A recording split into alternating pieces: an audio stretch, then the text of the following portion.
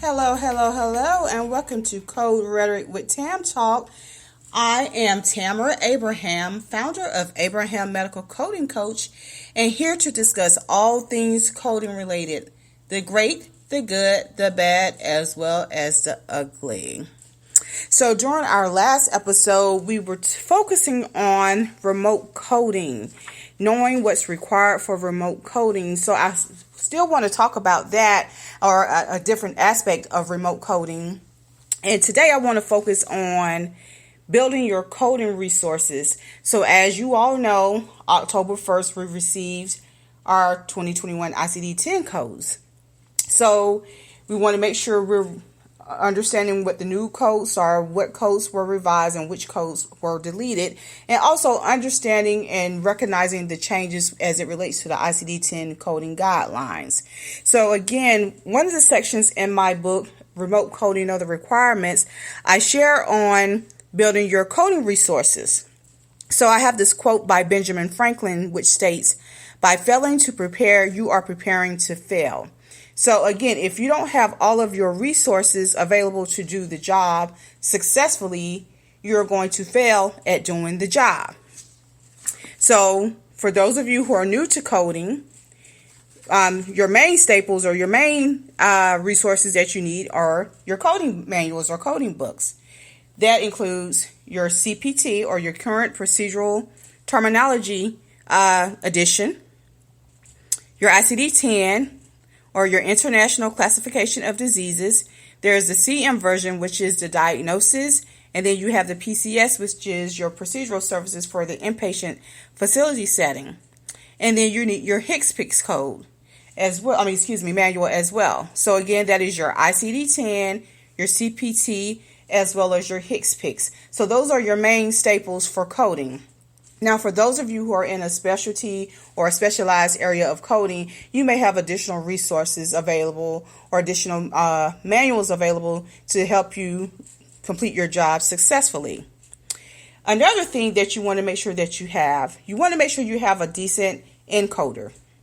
There are several out there. A good example is Select Coder, as well as I may be saying this wrong, Nginx encoder, as well as 3M SoftMed encoder. So these are several encoders or tools that are out there for us as coders to use as a resource.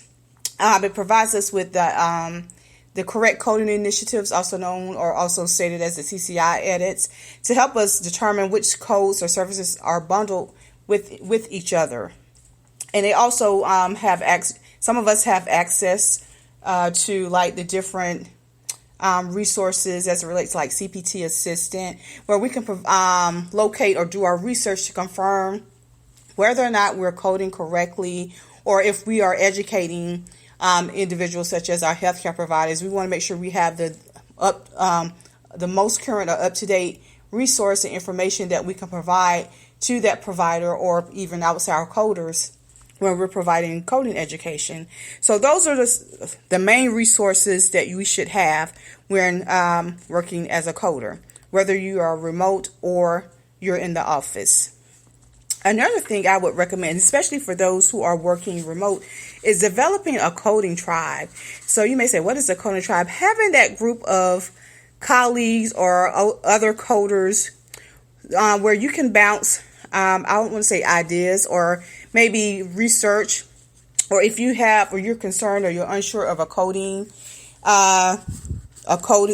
selection or a coding inquiry, you're able to bounce that particular idea or information with another coding individual. And sometimes, when we work alone or in solo or in the remote setting, we really don't have anyone that we could bounce our questions off. And sometimes we get a different perspective. And for those of us who have been in the coding arena or industry for a long time, we know you can put 5 to 10 coders in a room and we can come up with 5 to 10 different answers. And some of us, we have the same answer or we get the same answer, but our approach to getting to that answer or that code may be different. So it's good to have a coding tribe, or again, those individuals that we can bounce ideas off or our coding questions off of, and they can provide some insight, or perhaps we can provide insight to them. So don't forsake the coding tribe. Also there, if you're on social media, which you shouldn't be on social media when you're working, but there are several coding tribes or closed coding groups out there on social media that you can join to get ideas about coding, to learn more about coding, and to see what other upcoming events that may be offered for coding in your particular arena. So again, don't forsake those. And remember, if you're joining a social media group, make sure you're not in the group during your work hours. And that includes remote work hours as well. So that's what I have for our segment on remote coding, or our tip for the week, just making sure you have your coding resources. So one of the questions that I received is, what if your employer doesn't provide that service for you or that access for you to the encoder? So good question.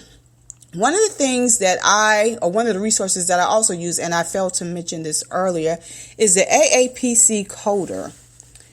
And that can be purchased through aapc.com. So I have that resource as well, and it's very budget friendly. So I pay approximately $40, anywhere between $40 and $45 for my access to the AAPC coder, and it functions just like the 3M the encoder, the Nginx encoder as well. So for those of you who are working remote, or your employer is unable to provide you that access to an encoder, check out the AAPC coder. That is aapc.com, and just click on or log in, and then click on, I guess, your resources. So yes, so again, it's very cost efficient. I think it can fit any budget. Again, that price range or cost range is between $40 to $45 a month, or you can pay for it all up front, and I can't recall the total amount. But it's good and it works well. And then this is something for those of you who are breaking into the consulting gig with coding. This is again a really good resource to have for that. So I want to move into another topic. And so I subscribe to various newsletters. One in particular is Health Leaders, and the other one is Revenue Cycle Media. And so I get the newsletters each month, and I read through them. And this one entitled "How to Use Telemedicine with Your Older Patients" was one that stuck out to me. So I was reading this article, and what has happened, of course, with COVID-19, the pandemic, a lot of our services have gone to virtual, especially as it relates to our health appointments, our doctor's appointments, and then as well as technology. So in the back of my mind, I was concerned about the elderly patients. Like, do we have elderly patients who are unable to utilize technology, such as, the video or smartphone or laptop or tablet? And so I was like, this is going to be a challenge for us, because you have some younger adults who also have a challenge with utilizing these technological devices. Well, anyway, so I was reading this article, and as the writer wrote, contrary to popular perception, older patients appear ready to embrace telemedicine services. Good for them, because I know some of us coders, we kind of struggled with it, because we knew about the codes, but then it just came on the scene with a vengeance. And so we were all scrambling, trying to implement these telemedicine and telehealth services or codes into our day-to-day routine.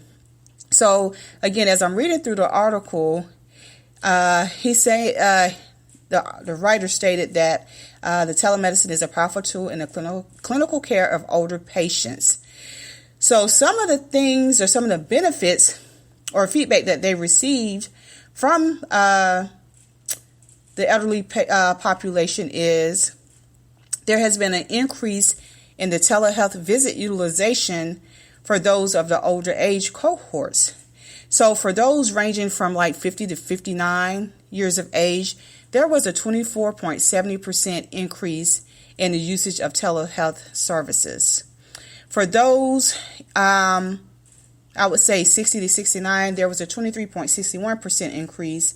For 70 through 79, there was a 22.52% increase. And then for 80 through 89, there was a 20.29% increase. So, wow.